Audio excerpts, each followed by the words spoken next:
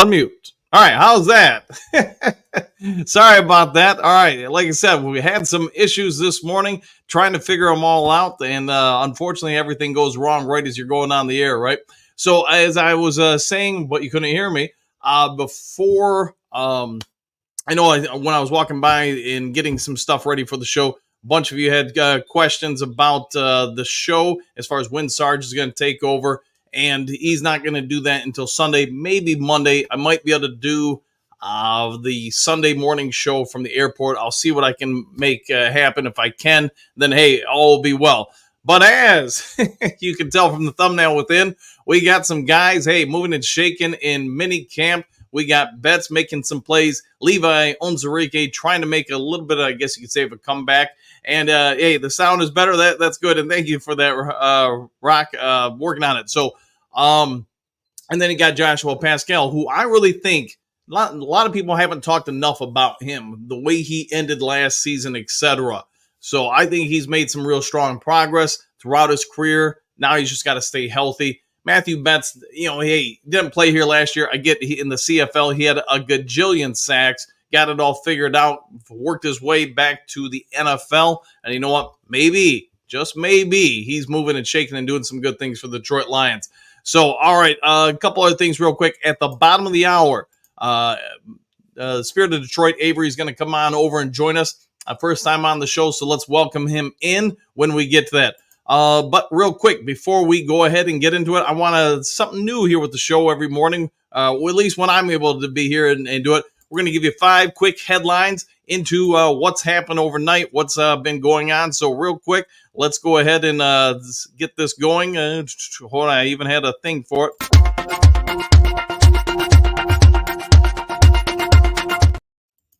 Trying to bring the show to a new level. So, all right, 5 headlines now. Let's get to it. Headlines. Pittsburgh Steelers signing former Detroit Lions cornerback Cam Sutton months after arrest. I'm sure a lot of you guys already knew it. Didn't want to do a video on it. Figured we beat that one up enough. Detroit Lions notes. Injuries costing Branch, Gibbs growth. McNeil possibly to play some fullback. I actually thought that was a pretty good idea. I'll say this. How about McNeil plays some fullback? Matthew Betts runs with the football in with him right behind him. So let's see. Lions observations. Donovan Peoples-Jones, Darius Fountain in battle for backup wide receiver spot. Detroit track team. Lions focusing on running more faster with new gear. In case you guys don't know, they were using some lighter weight compository pads, etc. Try to help the players on the field be a whole lot faster. Let's see how that works. All right, and then after a spring of big money deals, who's next in line for the Detroit Lions? We can debate all these things on top of the main topic today. Also, as I'm always trying to come up with new things to help make the show just a little bit better, we've added a scrolling, there you go, to the bottom of the screen. So a couple things as we always do every morning. If you haven't yet subscribed to Lions Talk Live, please consider doing so. Making that push to get to 6,800 subs. So if you can help out with that, that would be great. Also, if you enjoy the video and everything within the channel, don't be afraid to hit that thumbs up button. As you guys all know, it helps the channel grow a lot. So I won't bore you to death, but we try to get videos to 200, 300 thumbs up, likes, whatever you want to say. And then last but never least, if you're looking to buy or sell a property anywhere in the state of Michigan, give me a call or shoot me a text. You see the number scrolling to the bottom of the screen, 269-998-2384. Give me a call. Let's see what I can do. 30 years in the industry as a realtor or a flipper of homes, etc. Let me see what I can do to help you save some money and find you that new property, that new vacant land, buildable site, commercial property, whatever it may be. As long as it's in the state of Michigan, I can directly work with you. If you're outside the state of Michigan, there's a couple things I have to do a little differently to try to help you out. All right, so let's get going with the show. Let's go ahead and talk about it. So what are your guys' thoughts? Matthew Betts came in leading the CFL, man on a mission, you could say, to try to get back to the NFL. He came in, CFL, led the league with like a gajillion sacks, and slowly throughout OTAs, slowly throughout minicamp now, he's been talked about a little bit more and more. Have you noticed this play? Have you noticed that play? We've been talking a lot this week about the defense, and I think that's going to continue because you hear all sorts of different things coming out of Detroit Lions, whether it's MCDC, whether it's AG, whether it's the players. they're all saying the same things. The defense is vastly improved. You can see it when the press conferences happen and MCDC takes to this podium, talks to the mic, and the questions come up. He's trying to be reserved. He doesn't want to overly, pump anybody up because he understands that these are the pajama Olympics. These aren't the full go stuff that we're going to get next month when training camp opens. It's going to be guys with pads and guys with a little bit more of chip on their shoulders when that rolls around. With that being said, you are going to see some stuff popping up here where, hey, you're taking notice to Ali McNeil's development. We've talked about Jack Campbell. We've talked about the secondary. Amik Robertson's been jumping up now in the last day or two with people mentioning how well he's been playing. You've heard about Carlton Davis just putting guys down on the ground when he goes up to jam them and press them at the line of scrimmage. And now you're also hearing about Levi Onwuzurike. Campbell was asked specifically about this yesterday, and you know what? Good for him. Levi Onwuzurike, he's getting to the point from everybody I've talked to who's gone through some back fusions, whether it's Micro Mike or different people in different sports that I've talked to. It takes a while to get back to where you're feeling comfortable with your body. It's also getting to the point now where it sounds like he can start putting back on some weight. That the muscles are good, the back's good, the body's adjusted to the changes from the fusions, and now he can put on another 10, maybe 15 pounds to kind of bulk up and get back into game shape like he would have been in college prior to the back injury. That all happens, then you know what? Levi might just be a player because he is a guy that can move around inside, outside. And that's also something we all know Detroit Lions coach Dan Campbell and Aaron Glenn want. They want guys that are Swiss Army knives that are multiple use guys. They can play the edge. They can play inside. They can play linebacker. You get the idea. They can move all around. And, you saw with the note about maybe McNeil playing fullback, hey, this is another thing he can do. So where it's all going to go with this defense, where it's going to go with Matthew Betts, where it's going to go with Levi and Paschal, I don't know. But what I can say is, like we were talking about the other day with the secondary just being so deep, maybe this defensive line is a whole lot deeper than we all anticipated.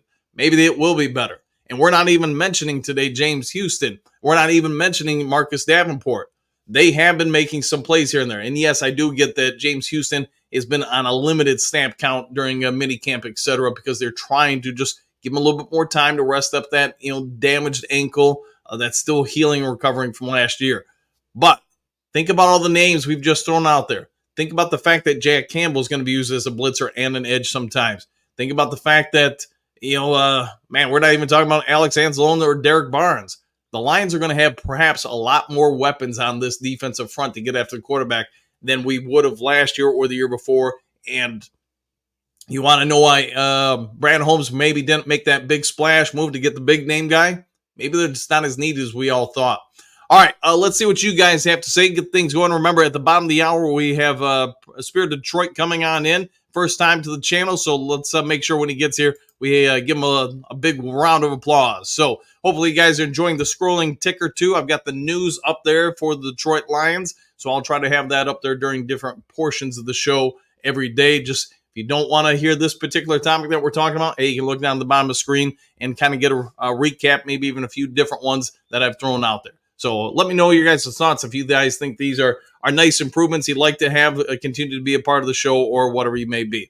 All right, let's see. Moonscar, what do you got? Good morning, Sarge and the Duke crew! Exclamation point. A substitute cheats here in the house. Yep, that will be Sunday, maybe Monday. If, like I said, if I can sneak it in Sunday, then I'll tell Sarge, hey, now he only has to do 6 days of it versus 7 days or whatever. Going to be training him on all the equipment today. All right, let's see. Bo, good morning, Duke crew. The smart money is on. Bets your bottom dollar. There you go. I see Super Bowl. Woo! And it is not a woo-free Wednesday, so we are back to wooing. And good morning to you, Bo, too. All right, Clark, good morning, Duke crew! Exclamation point. I don't think Sarge takes over until Saturday. Sunday, maybe Monday. But yeah, it'll be, how about this weekend? Bo, I'm hot for teacher. Fair enough. Fair enough. All right. Clark, Betts has been getting some notice. Same with Levi. Hope that back works out for him. Yeah, and again, not to be a dead horse, but it sounds like it takes about a year, maybe 2 years, for that fusion to really kind of just I guess you could say cure, right? Like you would when you're working on a table, whatever, putting a lather or slacking on it or whatever, the wood floors. It takes a while for it to just finally get to settled. I guess we could say that. And sounds like Levi's at that point. He's been looking good, but the one thing I would caution with everybody when it's rookie mini camp, OTAs, or whatever it may be, until we get to July and training camp, I kind of take everything with a grain of salt. I mean, guys can look great. Coaches can, give coaching speak. But really, what kind of player or coach would you be if you just put somebody through the floor during the off season? So we'll see what all happens. But I'd say there are good aspects to it all, but don't take it over the top. I mean, just like if you were to go out to scrimmages for volleyball or soccer, some team goes undefeated. Doesn't mean they're going to go undefeated in the regular season. Probably not. And let's all remember, the year the Lions went 4-0 in the preseason. They went 0-16 in the regular season. So use that as your barometer for what OTAs, rookie camp, and all that stuff can mean in the long term. All right, Moonscar, one more day, Bo, and I will be soaring like an eagle to planet zero. Fair enough. Well, enjoy the soaring. All right, Frank the Tank, good morning, all, and woo, go Lions. Well, good morning to you, too, Frank. Hopefully having a great morning. Bo, the Eagles fly alone. There you go. Big Eddie Green sanitation all sounds like the defense continues to shine in mini camp. This might be the best defensive showing I remember reading about. And yes, I understand it's mini camp. Yeah, again, take it with a grain of salt. Understand that, hey, it is what it is. But I'd rather look good than look bad in training camp, or mini camp, I should say.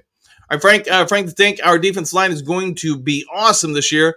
But we all need to remember stop the run, go Lions. Yeah, stop the run first. And that's why I think this defense, like use last year's example.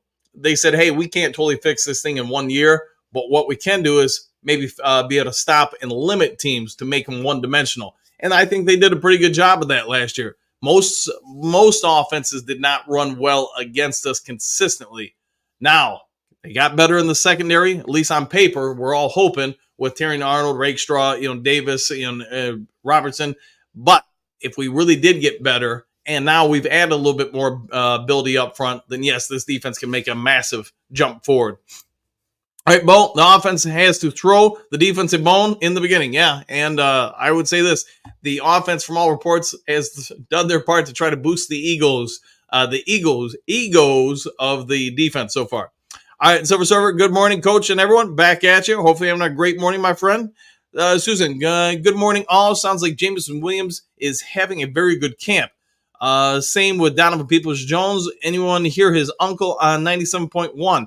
Yes, I did. I did hear him. Yesterday, I went out to South Haven for a Dew Crew member who wanted me to look at their house and maybe potentially put it on the market.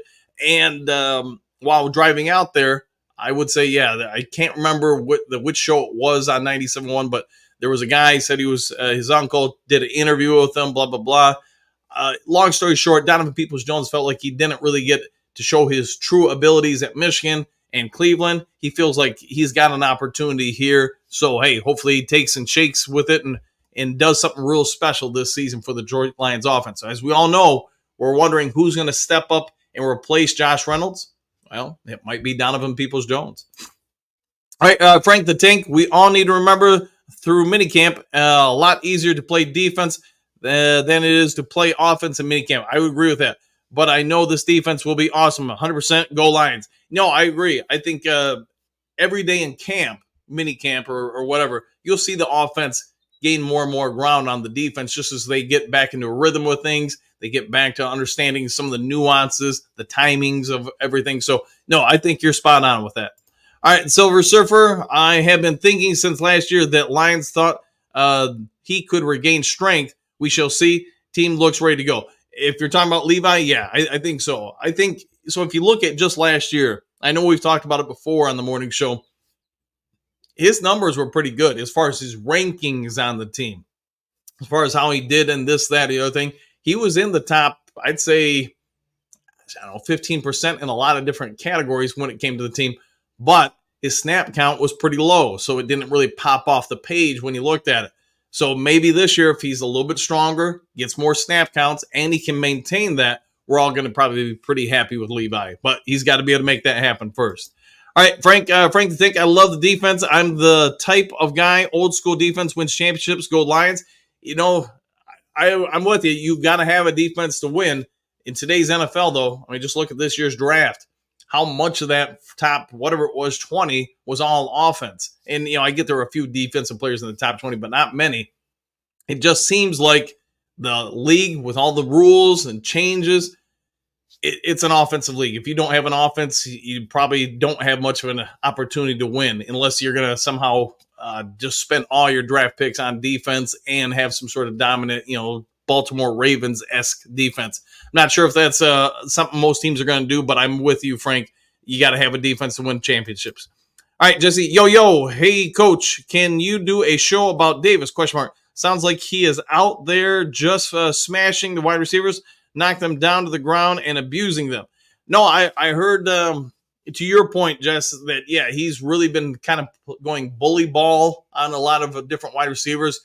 You can see the value he's going to bring to this team, especially a team that's going to be built primarily around blitzing and having the back end of the defensive secondary play press man coverage, trying to disrupt routes, timing routes, especially where the quarterback can get rid of the ball quickly. If you guys remember, like the 2014 Lions, just a great defensive line, could get after the quarterback.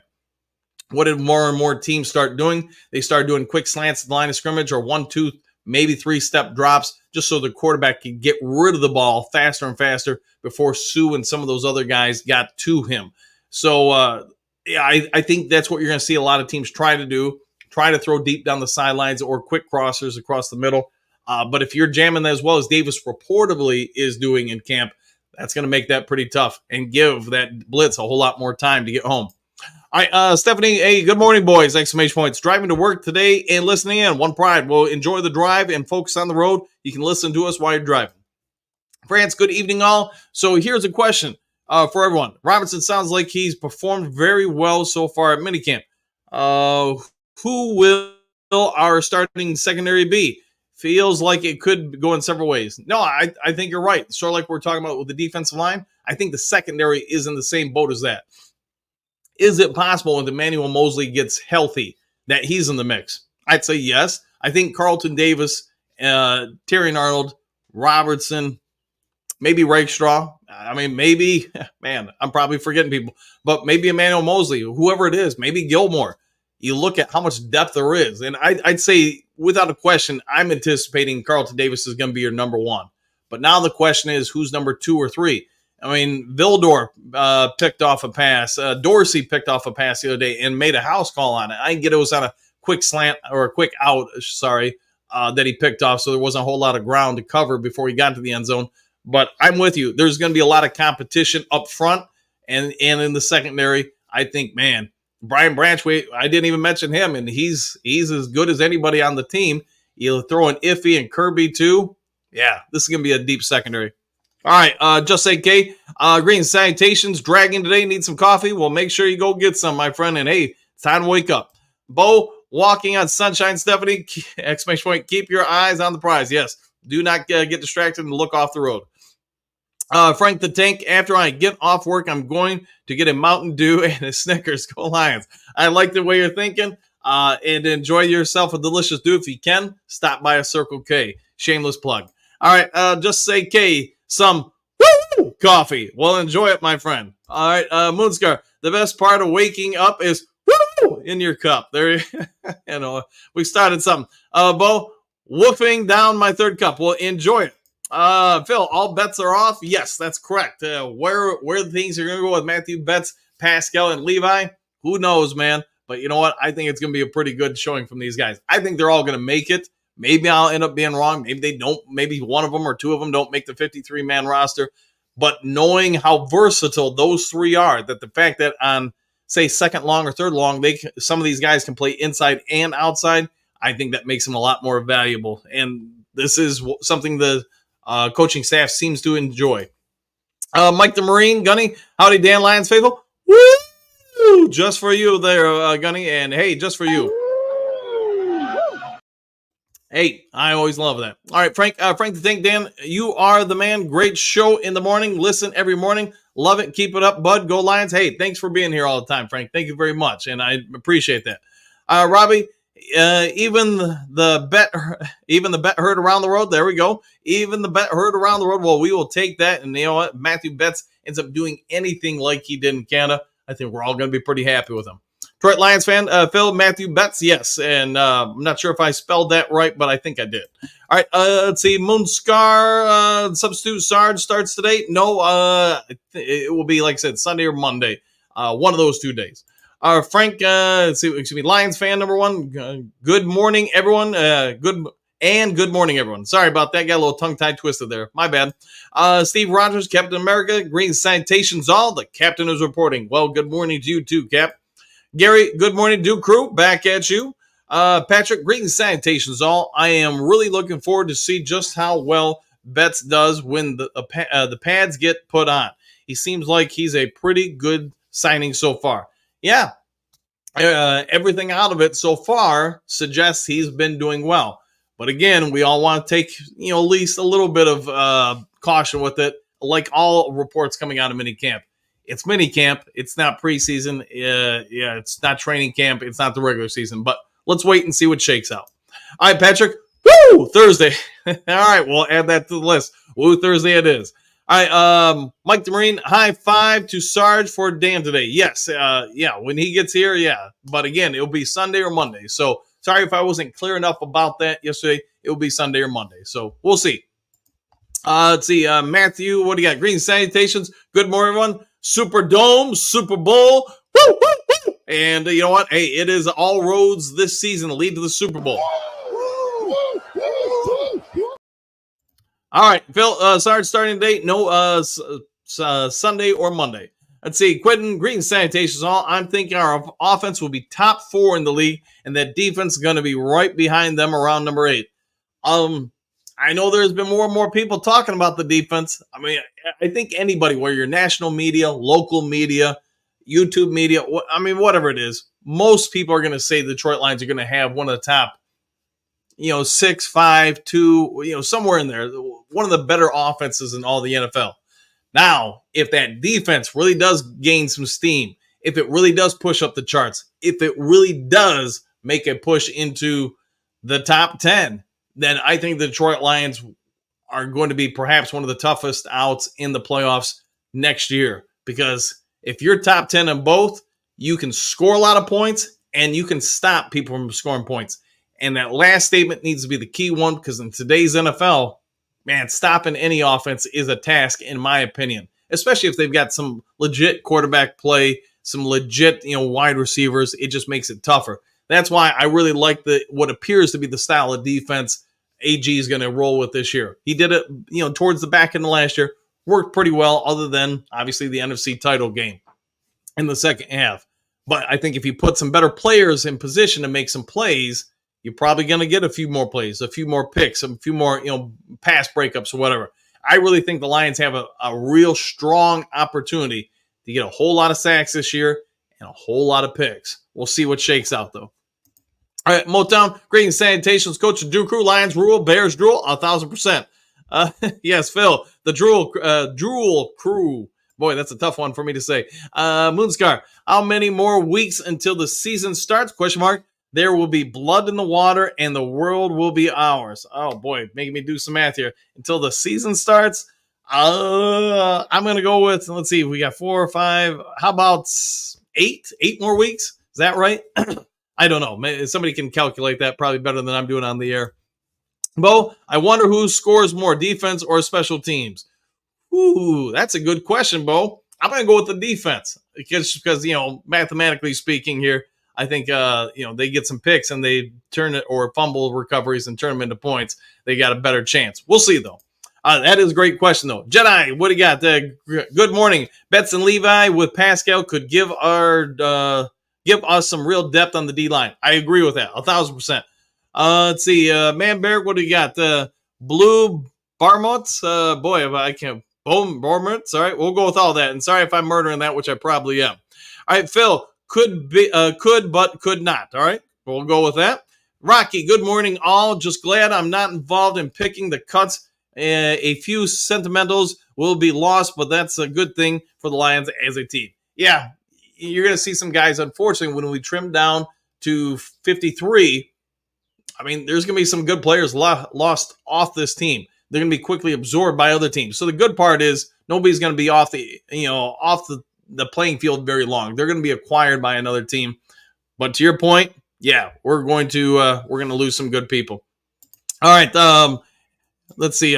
Next question here. Oops, lost my spot here. Phil, yes, anticipation is thick. Yeah, I think you got a whole lot of people wondering what this season's going to be like for the Lions.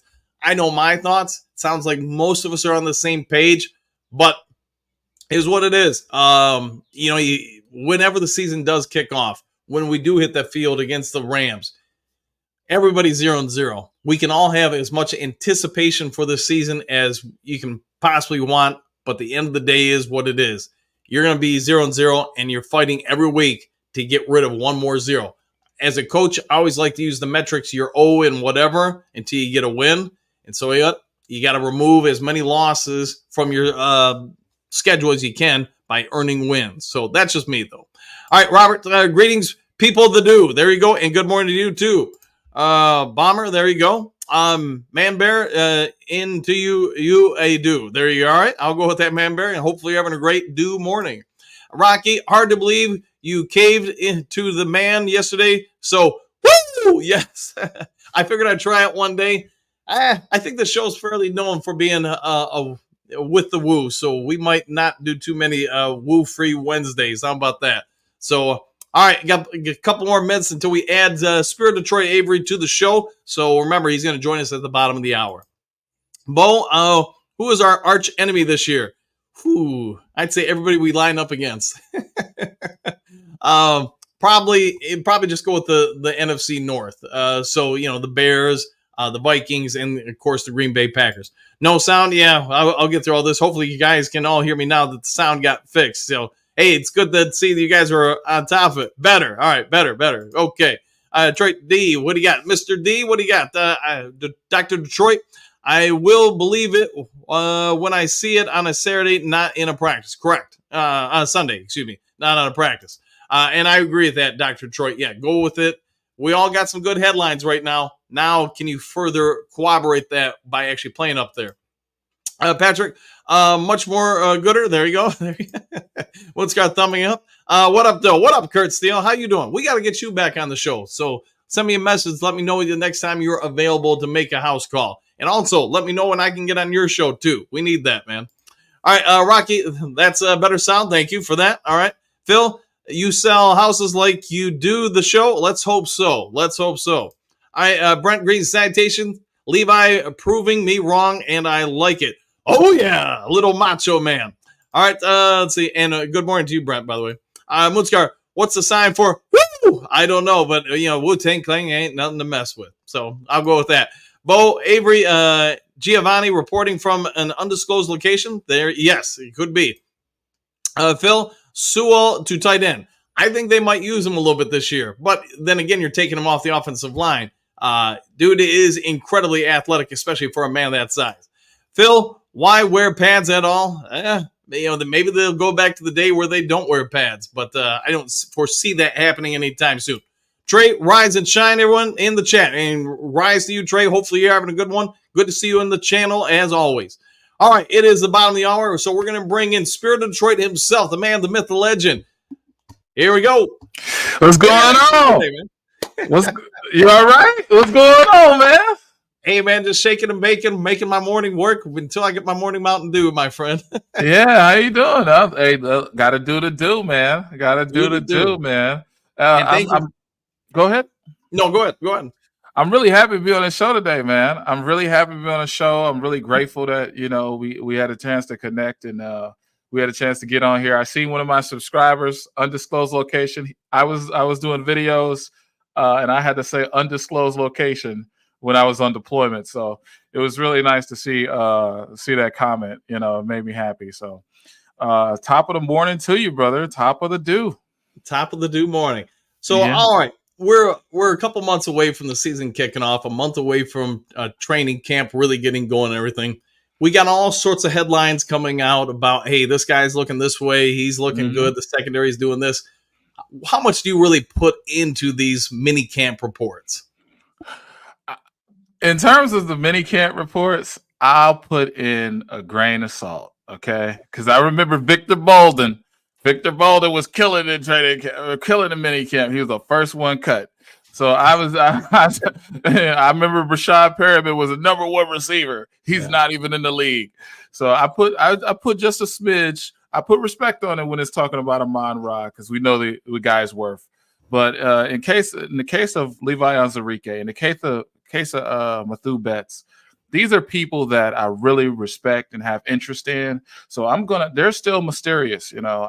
Any little morsel of information I can get out of those guys, like Matthew Betts and Manu, guys that are from Canada, guys that it's hard to find film on, you know. I try to put a little grain of respect on it, but right now it's the pajama Olympics, like you said earlier in the show, and you know, and guys are just like everybody looks good. If we had Pimpleton on the game, it would look good. You know, if John Stockton put on pads, he'd look good right now. So who knows? So, all right, with that being said, what are some of your expectations going into the season? I mean, because let's face it, last year was, by Lions standards, I mean, it was like finding the Holy Grail. And the fact that they made it to within a half of the Super Bowl, I mean, I can tell you, man, I'm 52. I've only seen that happen one other time in my life. It didn't go that well in the NFC title game against Washington. So they're coming into this season with the expectations. You're MCDC himself. What do you have to do to keep this team focused? You know, I think the first part of your question is the expectation, right? I think the expectation, you know, it's fair for Lions fans to keep and maintain a culture of winning. I think that's fair. Now, subjectively, there are going to be different Lions fans that are going to say division titles is the standard, right? But I think like maintain winning, going to the playoffs, maintain that should be the floor, right? And I think a high ceiling should be the 13 wins, the division titles. But I think it's fair when you look at the landscape of the NFC North. You don't see too many good teams. You got 3 teams with young quarterbacks. You know, Jordan Love is going to the second season. You got 2 rookies. You have a landscape where you can win a division title. So I think that should be a very cautionable floor. I know that those teams are not the same teams as they were before. You know, Chicago's loaded, stuff like that. So, you know, I say that with trepidation because I don't want to be like Super Bowl or bust. You know, I don't want to do that. Right. I know that's a story for most fans, but if I'm Dan Campbell, you know, last year was about controlling the hype train, right? It was about controlling it. Like the Lions were looking out. Everybody was talking about the Lions. Now everybody's got a mark on your back. Everybody knows what you're going to do. There's so many film studies on my channel, film studies on all these other channels that will tell you what the Lions like to do. You know, they have a diversity in the run game. They like very simple pass plays. They like pass plays that flood to the left and flood to the right. Like everything's out there. So I think what Dan Campbell has to do is he has to maintain the culture of winning. Like last year was nothing, right? If you know anything about Dan Campbell, he comes from the Parcells tree. And even if Parcells won 9 or 10 games, whether it was the Dallas or the Jets or anybody, he knows that next year everybody's gunning for you. You have to maintain the culture of winning. You have to force your guys to get better. Don't get complacent with what happened last year, what your rushing numbers, your titles, your contract, Jared Goff. It's about moving forward. And right now, every day getting a little bit better, 1% better up until the season starts in 89 days. So, all right, let's talk about, you know, the offense. I think most expectations are this year that they're going to keep doing what they've been doing. Are there any worry signs with you when it comes to the offense that maybe they could regress, or do you think they'll even be better? So I think that with the offense, my only concern is the third quarter woes that they had. They had several games, 6 games, as I counted in one of my videos, that they didn't score for 8 to 15 minutes. They had 6 games where they had 2 games, especially during the Packers game, where they scored at the top of the third quarter, but they did not score for 20 minutes until the fourth quarter. That's my only concern. This is only notable because of the San Francisco 49ers game that we lost. Okay, if we kept rolling in the second half, if we kept rolling in the third quarter, we did not score a touchdown until the end of the fourth, Right. which is, so we started it hot on the opening drive, top of the third, 10 minutes to go, we score a touchdown, and we did not score a touchdown again until the bottom of the fourth. So that's my only concern. So Dan Campbell and Ben Johnson have, talked about this, last week, and they talked about how they got 50% better and how they were scoring on opening drives in the third quarter. But I also think it's a combination of being too cute. It's a combination of taking your foot off the gas. Getting away from running the ball in San Francisco was a detriment to us. So we got to get more creative, but we got to keep doing what we do, and that's pounding that rock. And that's doing what we have to do in the run game to maintain that lead. Because if we score 2 touchdowns, we'd be Super Bowl champions right now. Notice I said Super Bowl champions. I didn't say it. Oh, you snuck that in there, man. I'm with you, man. For whatever reason, maybe it's the adjustments by other teams.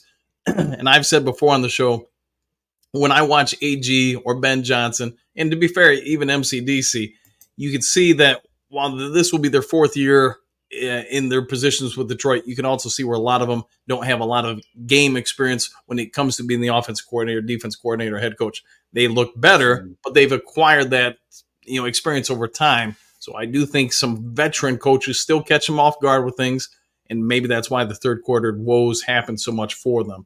Now, let's move on to the defense. We've invested a lot of draft picks, free agent signings into this defense. If you had to just have some tempered expectations, what do you think we're going to do with the defense, and how much better do you believe it can be this year? I'm gonna use a lot of football talk and jargon, coach, so you might understand me. I want to see more matching, right? I want to see more man coverage. Dan Campbell and Aaron Glenn, they like to play cover 3 a lot. They like to move Branch in the slot, high safety. They like to put him in the cover 2 look, and they like to do a lot of things with Branch. And there's a lot of teams that do that. The Seattle Seahawks move Devin Witherspoon all the way around. I think the real floor for the defense is very high. And what I mean by that is you have more talent on the back end. Okay. So you should see a lot more coverage sacks. And even though you had 54 sacks a year ago, that was still 23rd. So right. Now I want to see more coverage sacks. We have guys from the SEC who can cover longer. So if it takes 10 seconds to get to Lamar Jackson, if it takes 10 seconds to get to Jordan Love, hey, that 10 seconds get to the quarterback. And I just feel like right now that's where I'm putting it. I want more man coverage. That's my expectation. And I want more coverage sacks, meaning that no one's getting open. When we have more man coverage, no one's getting open and all guys are locked in. Now you have to, oh, my bad. Apologies. You're all right, man. Now you have to actually, you have to get pressure with 4. And I think we can do that with Houston, with Matthew Betts. We have, some situations there. But at the linebacker position, we're very steady. I love that. The cornerbacks all do feel like. I feel like Carlton Davis. I feel like we have 3 new acquisitions back there. But again, I feel like there is a cause for concern because everything's so new, but it's a higher floor because we actually have talent. We don't have guys that are just, off the street, and that makes me very confident. So Brad Holmes now he's had 4 off seasons with this franchise. You've had a bit of time to kind of observe him, probably figure out some of his strengths and weaknesses. What can you say you can assess of Brad Holmes as a GM at this point in his tenure with the Detroit Lions? I think Brad Holmes is a combination of smart and risky, right? And I think that in the past we had, Matt Millen, who was risky, and we had Martin Mayhew, who thought he was the smartest man in the room, but we never had them together. And I think that Dan Campbell and Brad Holmes are like smart and risky. They're willing to take a risk on a Giovanni Manu. They're willing to take a risk on a HBCU prospect named James Houston. They're willing to take calculated risk. And when I see their calculated risks, they often win off those risks, right? I would say the only pick that really hasn't worked out from the Levi Onwuzurike draft was Levi Onwuzurike. Obviously, he had the back fusion and things like that, but he had some trials in his career. Let's say that, to be respectful to him and his family. He had some trials in his career, but you see, like the Flyers that we took in the 5th, 6th round, Christian, the Florida State guy, as well as Makai Wingo. Those were excellent players on their teams. They were heralded. So I feel like he understands, like, if I'm in the bottom of the 4th to the 5th, 6th round, I'm going to take a guy that's heralded. I'm going to take a guy who was a team captain. I'm going to take a guy. I'm not going to overthink it. I'm going to take a guy with all SEC or all whatever, all Pac-10, like Amon-Ra St. Brown. But when I'm in that 3rd round, when I'm in that 2nd round, I can take a chance, a calculated chance. I can go out and get, in the 2nd round, or in the 1st round rather, I go out and get the best talent available at wide receiver. And a key for you, next year's draft is really good in terms of the defensive end. So you kind of see where the brain trust was thinking. Like the edge rushers in next year's draft you're going to have 6 edge rushers in the 1st. So you could tell that Brad and company were like, hey, we can double up on corner and we can have an open tryout at defensive end this year. If these guys don't work out, we'll draft a defensive end in the 1st round next year, which is a class that's stacked with 6 first-round defensive end draft picks. That's what people are mocking up. So he's very calculated and very smart. All right, last question I got for you this morning. So with these draft classes that they've had with Brad Holmes, how much of the factor do you think it is that the Lions employ so many former players as coaches? Because at least in the decades that I've covered the Lions, either for newspapers or YouTube or whatever, they do not seem to have a great success rate at developing players, especially mid to late round players. This regime doesn't seem to have that struggle. Why do you think that is? I think just a combination of just the character of them, their own merit, that they care about developing guys. When you look at Jared Goff's career in Detroit, we went 0-10-1 with Jared Goff at one point, and they stuck by him. They didn't put him out the pasture, and they didn't draft a quarterback until 2022, 23. So I think there's a trust that they have built in with each and every player. We're going to give you every opportunity. We're going to give you the time on task, and we're going to give you the ability to prove that this is your job. They did that several times with even Harris, the cornerback that we had for a long time. They let him prove his worth, and so I think that is like a meritocracy that they believe in. They're not going to, political this thing, if you will. But I also believe that it's not just their character, but their football knowledge, their level of communication, right? Because they have to have a certain level of communication. Dan Campbell doesn't have all pro accolades and all this stuff. Aaron Glenn went to a Super Bowl. Dan Campbell went to a Super Bowl when he was with the Giants. He never reached the top in terms of that way. But guess what? Guys respect his football intelligence. Guys respect his level of coaching. And we've seen it in Hard Knocks just a couple years ago.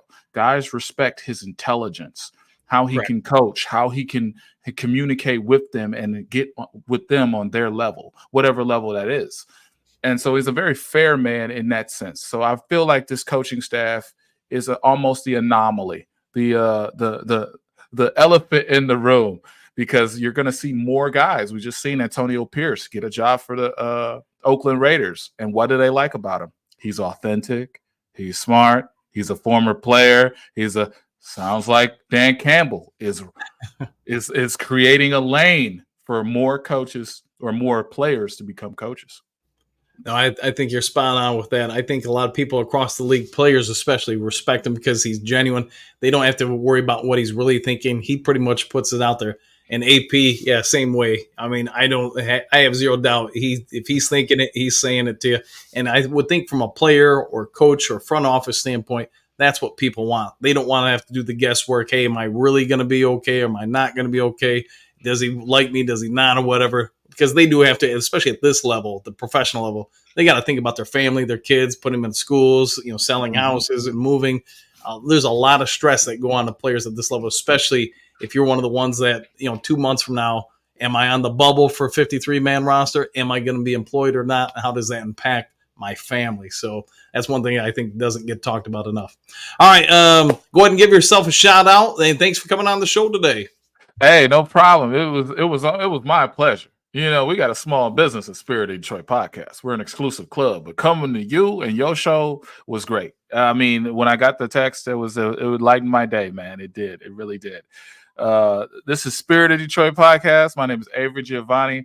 You can always find all 22 film study. You can always find player analysis, player profiles on my channel. And we also go live on YouTube every Saturday at 2 p.m.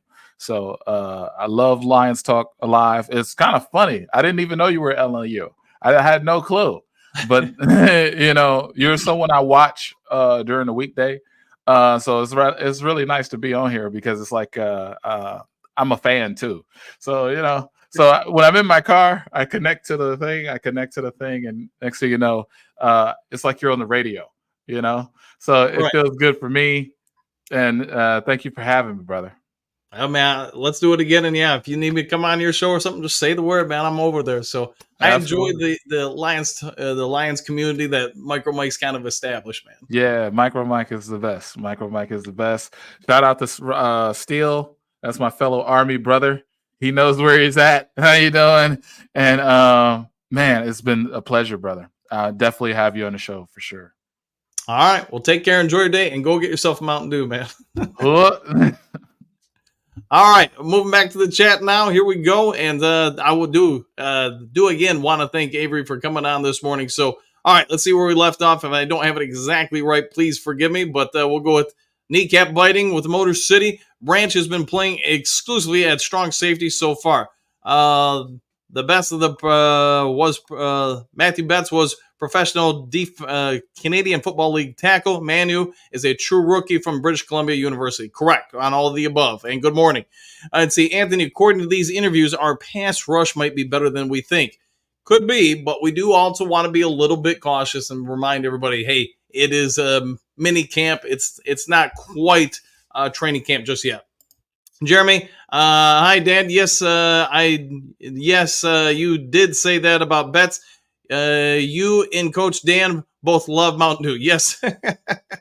Yes, I do. Yes, I do very much so. And I'm about, say 10 or so minutes away from taking off and hitting the gym and getting my morning Mountain Dew before work. All right, broski, at Don Burr, you're seriously hyping up Davenport, Paschal, and Houston.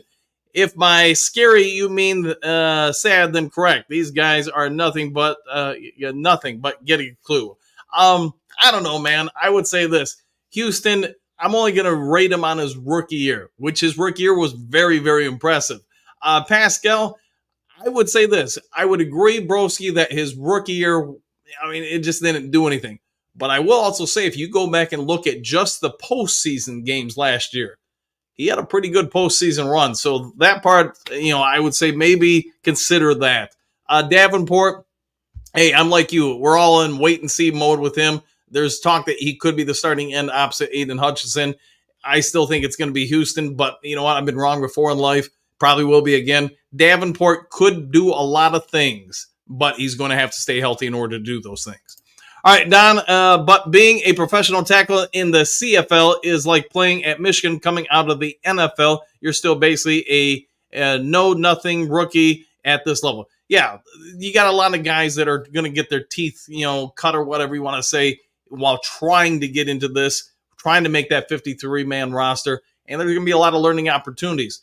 Like we're just talking about with Spirit of Detroit podcast, the one thing I will give this coaching staff a ton of credit for is they do take a lot of guys that quite aren't developed yet, that maybe are missing some things. There's a reason why they fell down in the draft or got missed by other teams or just found on the streets, because they do have some stuff you can work with, the unteachable stuff, the right personality traits, the right physical traits. And now with this coaching staff, I mean, they have enough self-belief that I can make that guy better. That give them credit because they do an outstanding job with that.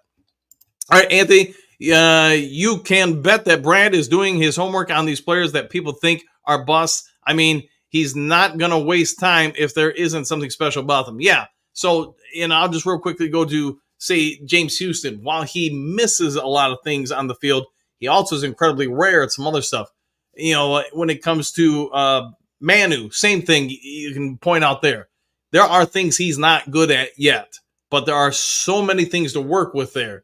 Already in minicamp, and it's minicamp, I get it. You can see his impact on the run blocking assignments. He's strong there. Got to clean up some stuff, especially his leverage and hand placements, because he's going to be taller than the vast majority of defensive line players that he's going to face, just from a height standpoint, I should say. Now, when it comes to a body mass index and his ability to control that power, he can really, if he learns leverage responsibilities, he's going to maul a lot of people. He's going to break some people. But his pass blocking, we talked about when he got drafted, when I did a video breakdown on him. Yeah, I think he's got some struggles. Now, he's got the lateral quickness to use those feet. He's just never really he's never really been taught how to use those feet, his hip placement, his stance width, all those type of things. So I think he's going to be fine in time. Spirit of Detroit podcast, you guys are great. No, you are great. And thank you again for coming on today. Thank you very much. Don, Broski, Bear, Davenport, Houston both have tapes showing their wrecking stuff. When healthy, Paschal has potential! Exclamation points. Now Bears have Dexter, Pickens, and Dom, Rob, 3 bumps. We will see. We will see where that all shakes out.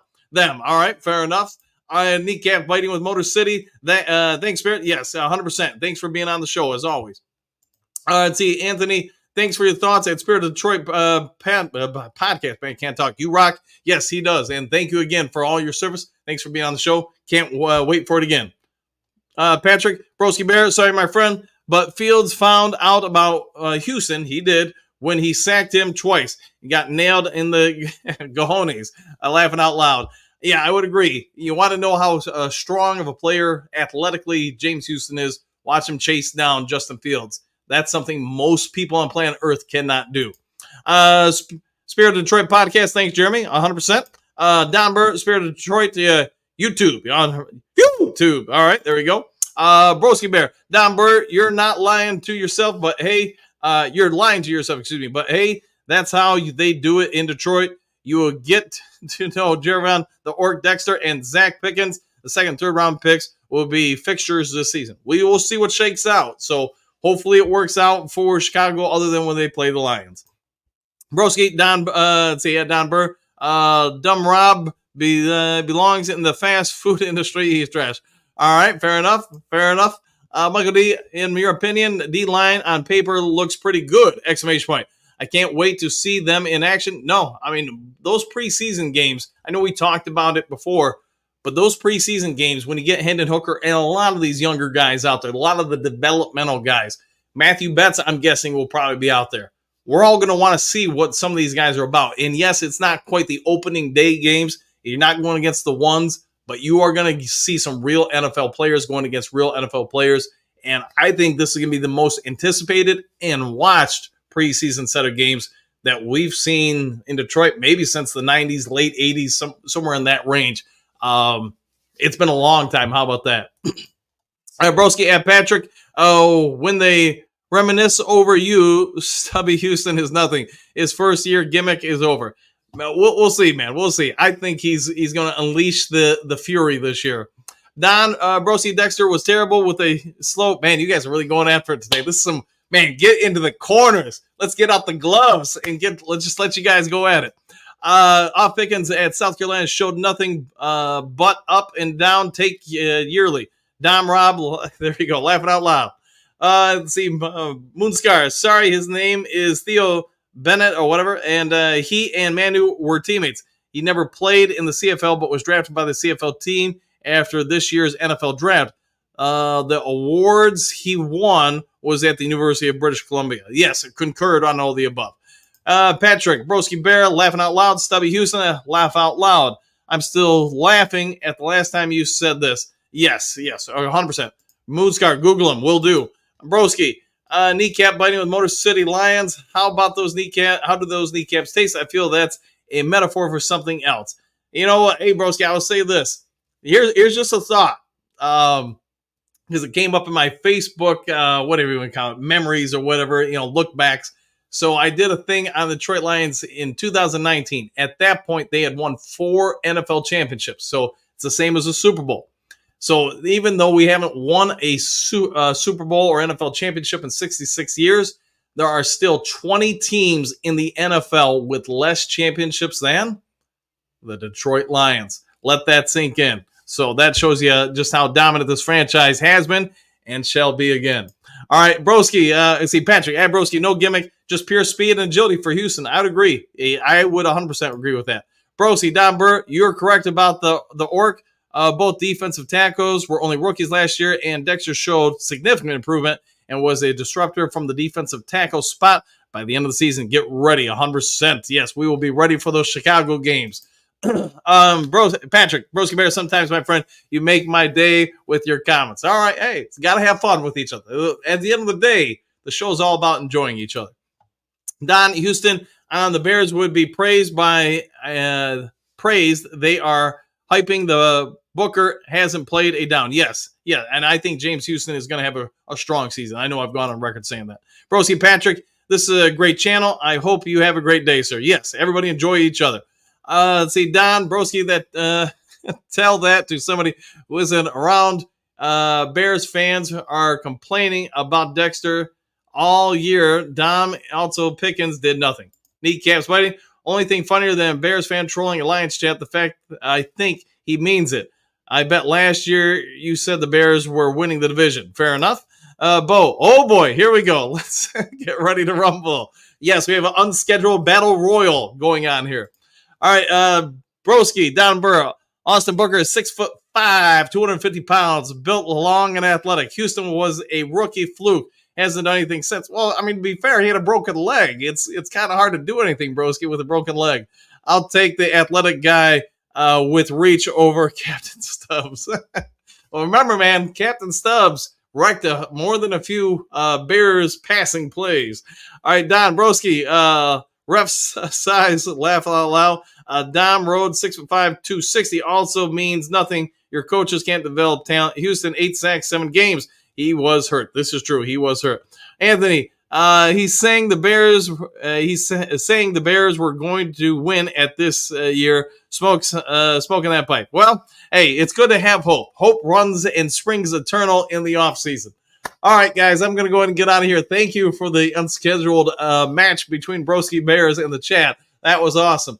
If you haven't yet subscribed to Lions Talk Live, please consider doing so, making that push to get to 6,800. Also, if you just take a brief moment of time out of your day and hit that thumbs up button, surely would mean a lot. If there is some sort of breaking news later today, I'll get it over to you guys as fast as possible. Otherwise, take care. Enjoy the rest of your day. And Broski Bear, God bless you, man. You are awesome. Take care. We'll see you all in the next Lions Talk Live. Happy trails to you until we meet again.